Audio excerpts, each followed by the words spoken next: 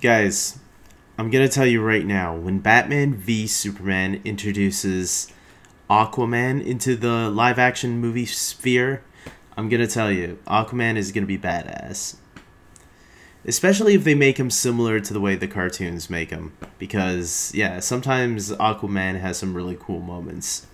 I just wanted to say that because I know a lot of people, when they hear the name Aquaman, all he can do is talk to fish. Please, go on Wikipedia or go rent one of these films and you'll see that, Aquaman can be pretty badass sometimes. So let us begin. Today I am going to be reviewing Justice League Throne of Atlantis, which, if you can guess, is a Justice League movie dedicated to Aquaman. And not only is it dedicated to Aquaman, but it is practically the origin story of Aquaman as well.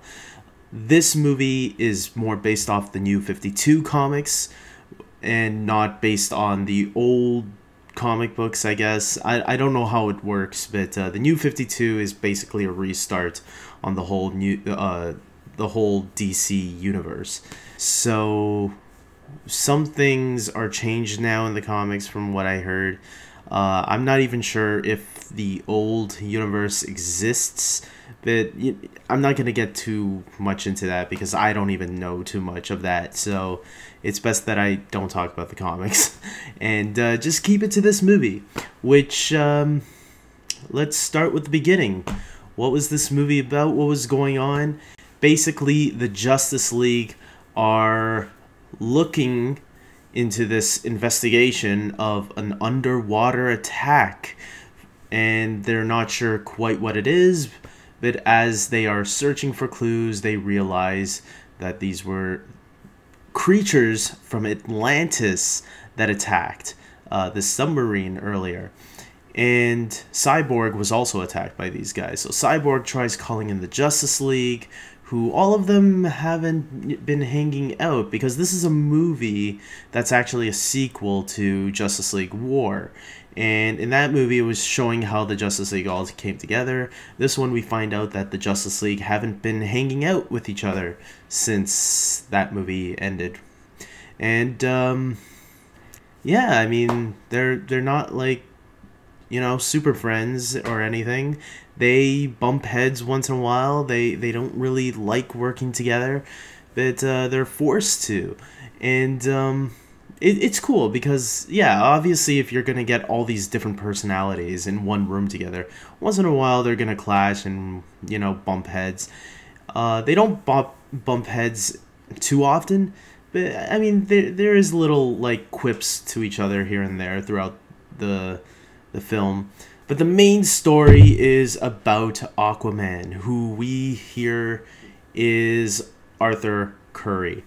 And, yeah, we get to see his origin in this movie. So it shows us how he was found and how he was brought to the surface world when he was just a baby. All that his mother was from Atlantis, his father was from the human world. And I guess they banged at one point, right? I guess his father was a fisherman and was attracted to fish. And, hey, you can't help who you fall in love with, right?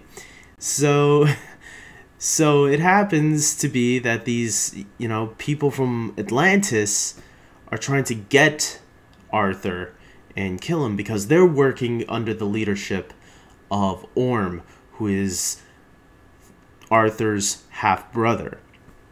And Orm wants to start this war between Atlantis and the human world, And to get through that, he has to kill his own mother. So yeah, we actually see the death of Aquaman's mother in this movie. And it's kind of tragic because Aquaman never got to know his mother. And like, literally, Orm kills her, like, maybe halfway into the film, and Aquaman is like still traveling to Atlantis at that point, so he never even got to see her mother and talk to her and have one, like, get to know each other kind of thing. And yeah, it was a little tragic when that happened, and I kind of felt bad for Arthur, but you know, he pulled through and he kicked Orm's ass. And Orm is also accompanied by Black Manta, who's pretty much his right-hand man in this movie. So that both villains were well portrayed, I guess. I don't think, other than Orm, who really is the main villain behind the plot, Black Manta just seems to be there to kind of serve under Orm's leadership. So I'm not too familiar with Black Manta. I thought Black Manta was always like Aquaman's #1 villain, but I don't know. It could be Orm, since that would make more sense, I guess, since they are half brothers. So, and yeah, the villains were well done. I actually want to give props to Sam Witwer, who does the voice of Orm in this movie. He, for Smallville fans, you all might remember him as the voice of... Oh, no, he wasn't the voice. He was the human side of Doomsday on Smallville. So, in this movie, if you didn't tell me that, I wouldn't have recognized his voice at all. I think he puts on a little British accent in the movie, and he does a really good job. I thought he did a great job with it. I also have to give props to Nathan Fillion for returning as Hal Jordan in this film, because he's done the voice of Hal Jordan several times before, so it was great to hear him in that role again, because let's face it, at one point Nathan Fillion should have played a live-action Hal Jordan. Unfortunately, never happened.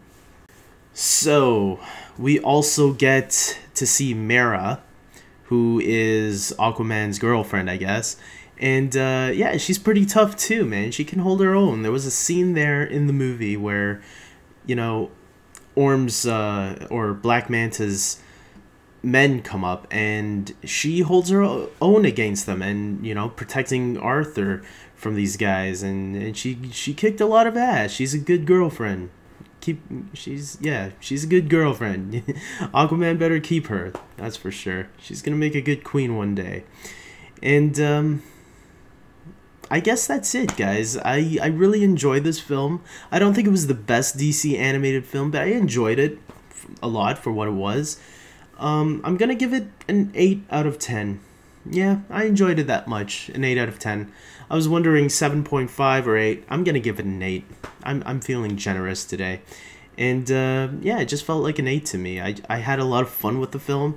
I felt... The only thing that I'd say was a huge complaint was the ending felt like it dragged. I noticed with a lot of these DC animated movies nowadays, especially after Flashpoint Paradox, I felt like some of the action sequences haven't felt as good as they used to be.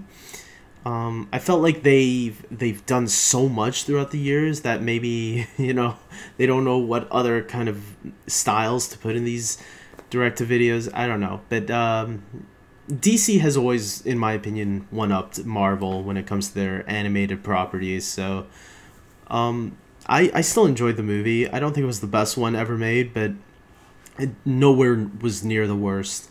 I really enjoyed it, and yeah, totally go check it out, guys. I think it's well worth it, especially if you want to get an idea at who Aquaman really is. Before I sign off, I do want to say that I am kind of disappointed that DC has to do these direct-to-videos on other characters besides Batman or Superman, unless it's a Justice League movie. If they don't pair Batman and Superman with other heroes, DC feels like those other characters won't do as well. I know this because they did two Green Lantern movies before and a Wonder Woman direct-to-video before too, and all three of those didn't do as well as the Batman, Superman, and Justice League movies. So that's why now, lately, if you look at Flashpoint Paradox, which was mostly a Flash story, and now Throne of Atlantis, which is pretty much an Aquaman story, I have a bad feeling that the only time we're going to get other characters to shine a little bit more is when they're paired up in Justice League. And I think that's kind of unfair. I think we should get more characters that are not just connected to Batman or Superman. I think they should make more Wonder Womans and more Green Lanterns. And, you know, let's get some solos for the Flash and Aquaman and Cyborg and what other superheroes they have, right? Other than that, guys, DC's still good at what they're doing. To me, lately, they've had a few disappointments. Like, I felt Son of Batman was kind of disappointing, and I felt Justice League War was a little bit disappointing as well. But other than those two, there was probably one more, but it was before Flashpoint. Other than that, yeah, this one I think is up there with some of the good ones. Not the great ones, the good ones. So, like I said, go check it out. And until next time, take care.